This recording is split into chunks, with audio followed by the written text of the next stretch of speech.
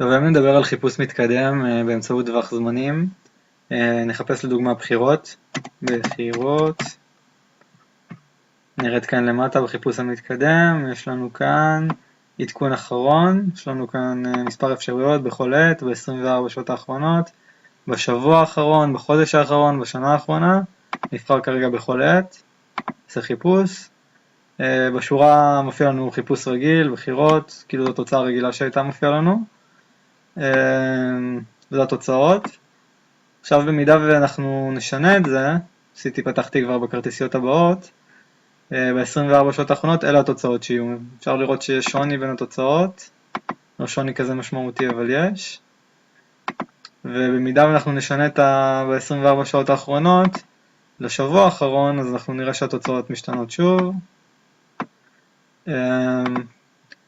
גם בחודש האחרון עוד פעם התוצאות משתנות, למרות שאני רואה כאן תוצאות תואמות.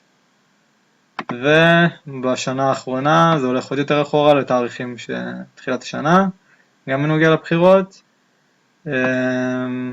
ואנחנו יכולים גם לראות שאפשר בשורה התחתונה כאן לשנות את הטווח זמנים באופן אישי, ואתה יכול גם להתאים את הטווח זמנים למתי שאתה חושב לנכון, לשנה שאתה חושב, תאריך, עד תאריך.